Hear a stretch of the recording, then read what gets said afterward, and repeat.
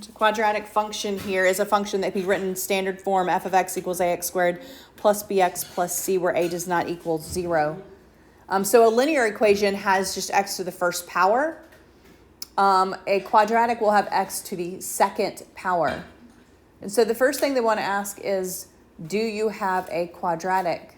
If you look at example 1a, it looks like you have x to the first power, but if you were to simplify this by actually foiling it, you'd see your highest exponent was actually squared.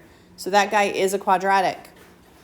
When you do this out, you're going to get 2x squared minus 5x minus 12, because you have -8, +3 to get your middle term. Here, it looks like it's going to be a quadratic, but when you actually distribute this guy out, these actually cancel, so you end up with a linear. And so what you're looking for is you're looking for what type of function do I have, because you'll start to create this picture. A linear function obviously creates a line. A quadratic creates a parabola, which is what we're going to do next. But if it does not have this type of term, then you do not have a quadratic. It has to have an x squared. We did. So the graph of a quadratic is a parabola. It looks like this U-shape. So it is this U-shaped function graph here. It will have a minimum or a maximum value. You can see if it's pointing down, obviously maximum. This little guy where it turns is called the vertex. You also have a line that runs through it. It runs directly through the vertex. And it is what the parabola is symmetric to. So it is called the axis of symmetry. And so we're going to use our standard form to kind of find these specific things on it. All right, let's look at the graph here. Below is the graph of y equals 2x squared minus 8x plus 8. Identify the vertex, the axis of symmetry, and identify points corresponding to P and Q. So the vertex, well, the vertex is going to be this point right here. So the vertex is going to be the point 2, 0. And then the axis of symmetry is going to be a line x equals something, because it's a vertical line. So the axis is going to be x equals 2. You'll notice that the vertex and the axis have the same x value. That's how it's always going to be. And then corresponding, because it's symmetric, if you have any one point on the parabola itself, you can just walk across the same distance, because it's symmetric, which means it's the same distance from that. And so anytime you have one point, so very often when we're graphing these, we will use the y-intercept. So in this case, the y-intercept is the point Q, which is the 8. If the 8 here, 0, 8 is on it, it is 2 away from my axis of symmetry. So I can just go across 2 and I can get a corresponding point.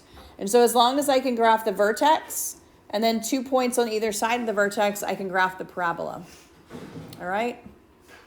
More difficult. So we have an x and a y, 2, 3, 3, 13, and 4, 29. Now, if this were a linear equation, we would take our known linear equation, y equals mx plus b, and we would use that to help find the equation itself. We would use 2 of the points to find the slope.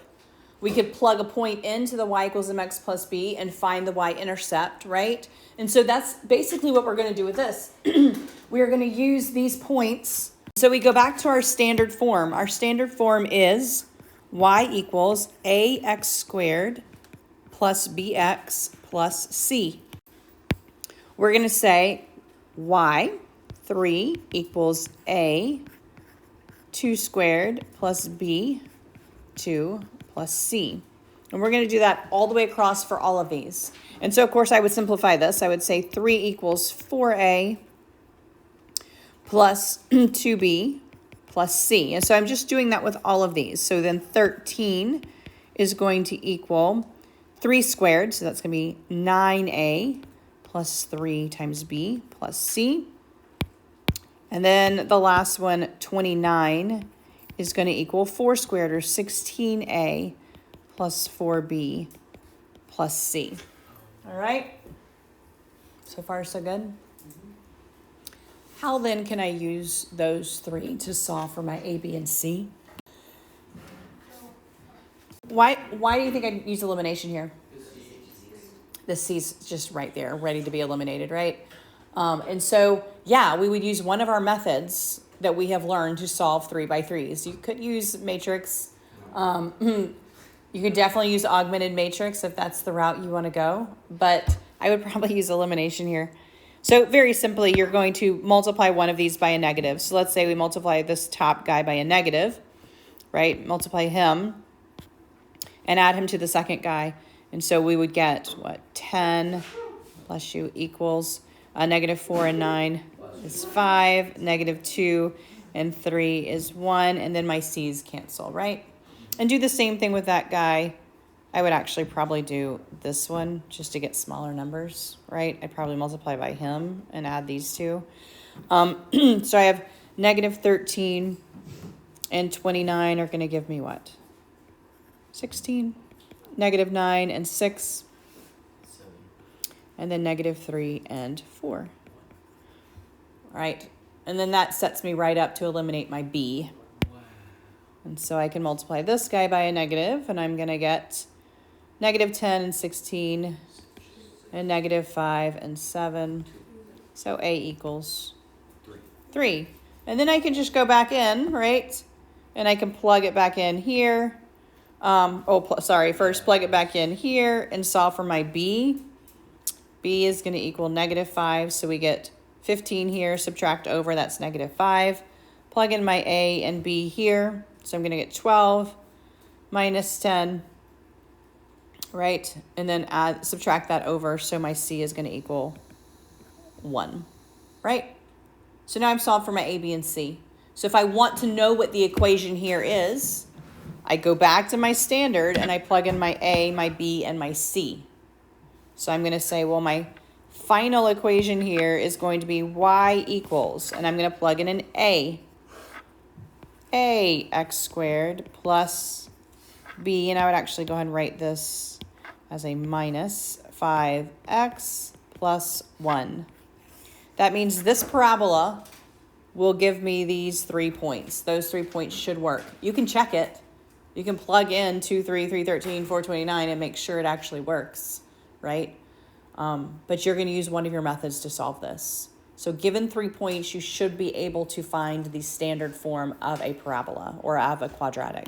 So you set up your x and y's. So I set it up with a y of 0 and an x of 1, a y of negative 3 and an x of 2, so 2 squared and 2, and then a y of negative 10 and an x of 3, so 9, 3, and 1.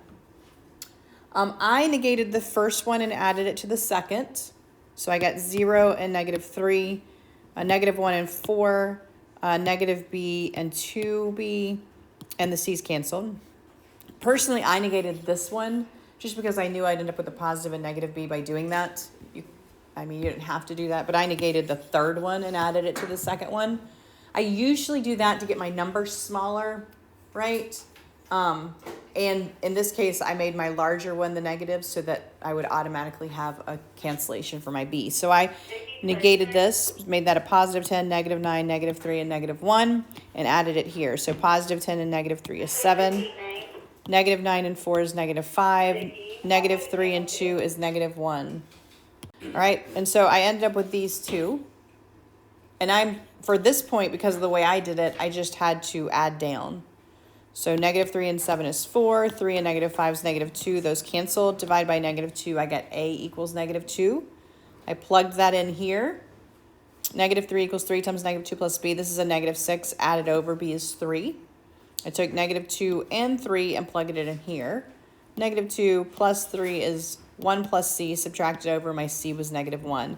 And then you plug in your A, your B, and your C into your standard equation. AX squared plus BX plus C.